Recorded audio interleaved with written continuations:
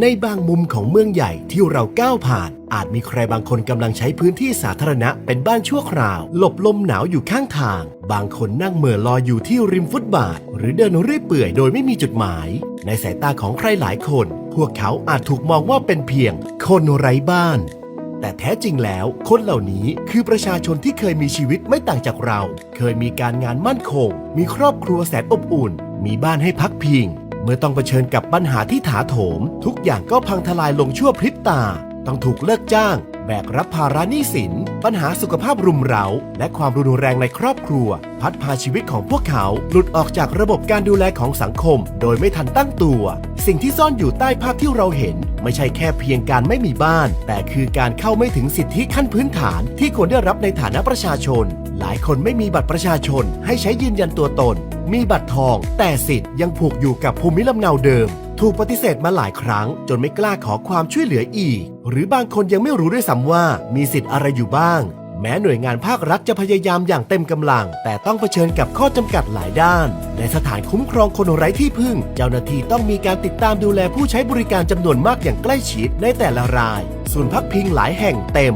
จนรับรายใหม่เพิ่มไม่ได้และหลายครั้งที่การช่วยเหลือกลับทับซ้อนกันทำให้ไม่สามารถออกแบบบริการที่ตอบโจทย์ความต้องการที่แท้จริงของแต่ละคนผลลัพธ์คือหลายชีวิตต้องวนเวียนกลับสู่วงจรเดิมๆซ้ำแล้วซ้ำเล่าผู้ตรวจการแผ่นดินจึงได้ลงพื้นที่แสวงหาข้อเท็จจริงและทำงานร่วมกับหน่วยงานที่เกี่ยวข้องเพื่อพัฒนาระบบการดูแลคนไร้บ้านให้มีประสิทธิภาพพร้อมปรับโครงสร้างเชิงระบบให้เดินหน้าได้อย่างยั่งยืนเริ่มจากการผลักดันให้มีจุดบริการระยะสั้นหรือ drop in เพื่อให้คนไร้บ้านเข้าถึงความช่วยเหลือได้อย่างน้อย6จุดใน6โซนของกรุงเทพมหานครพร้อมเชื่อมโยงข้อมูลกับศูนย์คุ้มครองและเสริมสร้างคุณภาพชีวิตการแบ่งที่พักพิงและการดูแลเป็น3ระยะสั้นดูแลเบื้องต้นช่วยเหลือพื้นฐานด้านต่างๆระยะกลางเป็นที่พักพิงสำหรับฟื้นฟูทักษะชีวิตทักษะอาชีพและระยะยาวกรณีที่ไม่สามารถส่งกลับคืนสู่ครอบครัวชุมชนหรือสังคมได้ต้องดูแลต่อเนื่องในระยะยาวควบคู่ไปกับการพัฒนาระบบฐานข้อมูลกลางเพื่อให้ทุกหน่วยงานทำงานบนข้อมูลชุดเดียวกันลดความซ้ำซ้อนและตกหล่นรวมถึงผลักดันการเพิ่มจำนวนบุคลากรเฉพาะทางให้เพียงพอกับความซ้ำซ้อนของปัญหาที่เพิ่มขึ้นในทุกๆปี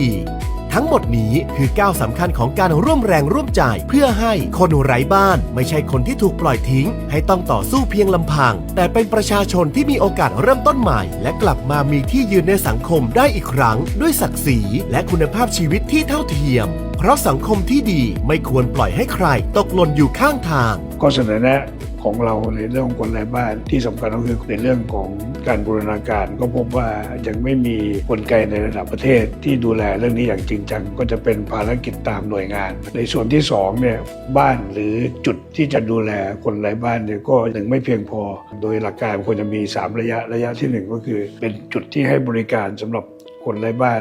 ที่เขาอาจจะยังไม่ต้องการที่อยู่อาศัยเป็นหลักแหล่งเช่นต้องการอาหารหรือมารับบริการเบื้องต้นภาษาของทางกรุงเทพมหานครเรียกว่าจุด drop in ก็เสนอว่าในกรุงเทพมหานครซึ่งแบ่งเป็น6โซน50เขตควรจะมีจุด drop in ให้ครบทุกโซนอย่างน้อย6จุดในกลุ่มที่2คนที่ไม่มีที่อยู่อาศัยแล้วก็